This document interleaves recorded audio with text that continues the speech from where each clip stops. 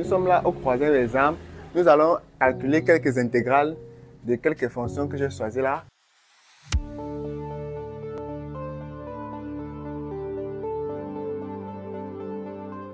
F de x égale à 2x moins 1. Puis on va calculer l'intégrale de cette fonction g de x égale à 1 sur x, 1 plus x carré, h de x qui est moins exponentielle x, et t de x qui est cosinus x, facteur de sinus x au carré.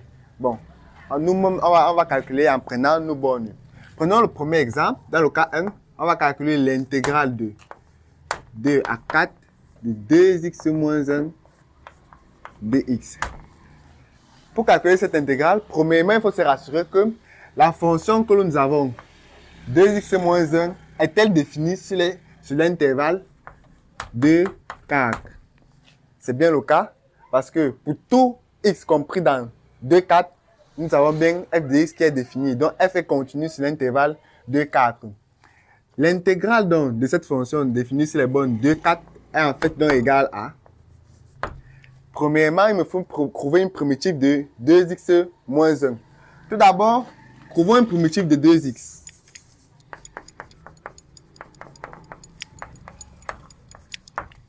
Là, on a un monôme de degré 1. On a vu que la primitive d'une fonction qui s'écrit sous la forme ax puissance n est en fait a sur n plus 1 x puissance n plus 1.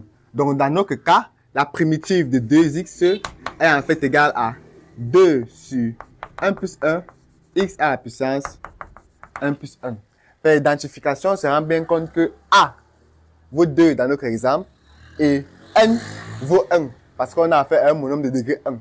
Du coup, cette primitive nous donne donc x carré. Donc, la primitive de 2x, c'est tout simplement x carré. Cette relation est bien vérifiée car en dérivant x carré, on obtient bien 2x. Et pour 1, étant donné que 1 est une constante, la primitive de 1, c'est tout simplement x. Car en dérivant x, j'obtiens bel et bien 1. Donc, pour finir, en vue de calculer cette intégrale, on obtient donc tout simplement x carré moins x aux bornes 2 4. Qui est en fait égal à, je remplace x tout d'abord par 4, j'obtiens 4 au carré moins 4, moins, puis je remplace x par 2. Ça, c'est la formule par définition de l'intégrale que nous avons vue précédemment. J'obtiens 2 carré moins 2. En calculant, j'obtiens 16 moins 8 moins 4 plus 2. J'ai 16 moins 8 qui donne 8. Moins 4 plus 2 qui donne moins 2. Et le résultat nous donne 6. Donc en fait, l'aire délimitée par la courbe f de x, 2x moins 1, la droite de l'équation x égale à 2 et x égale à 4 est tout simplement 6. Nous allons passer au deuxième exemple, qui revient à calculer l'intégrale de 2 à 6 de 1 sur 1 plus x carré. Donc là, nous sommes avec la fonction g de x. Premièrement, avant de calculer, on doit d'abord se rassurer que la fonction que nous avons est définie sur 2, 6. Cette relation, c'est bien vérifié car pour tout x compris dans 2, 6, j'ai bel et bien g de x qui existe. Donc, ce qu'il nous faut, c'est trouver une primitive de 1 sur 1 plus x carré et une primitive de x carré. On remarque que 1 sur 1 plus x carré s'écrit en fait sous la forme u' sur u. En prenant u comme étant 1 plus x, en dérivant 1 plus x, j'obtiens bel et bien 1.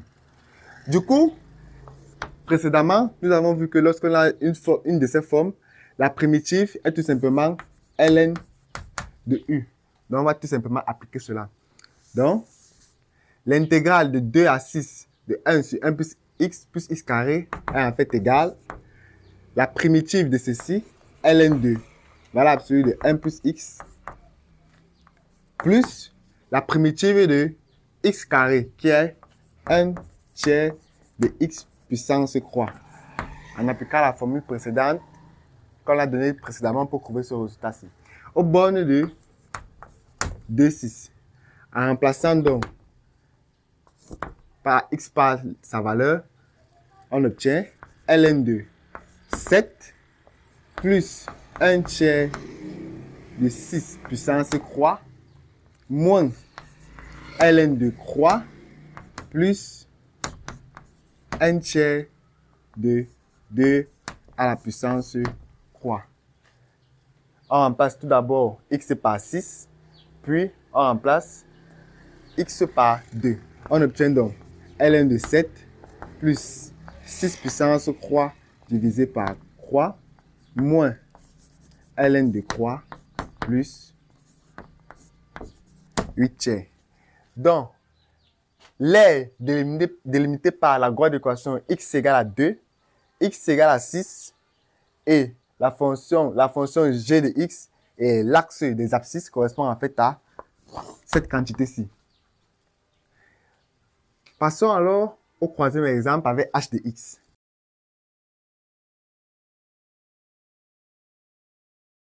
Dans notre troisième exemple, on va calculer l'intégrale de moins 2 à 0 de moins exponentielle x dx. Là, on a fait une fonction exponentielle. Le résultat est assez évident, trivial, car la dérivée de exponentielle x reste exponentielle x. Du coup, la primitive de exponentielle x reste toujours exponentielle x. Donc, on aura moins exponentielle x aux bornes moins 2, 0. Puis, je remplace x par 0, j'obtiens moins exponentielle 0. Et je remplace x par moins 2, moins exponentielle moins 2. On obtient alors exponentielle 0 qui vaut 1 plus exponentielle moins 2. Donc, l'aire délimitée par la fonction h de x, la droite d'équation x égale à moins 2, x égale à 0 et l'axe des abscisses vaut exactement moins 1 plus exponentielle moins 2.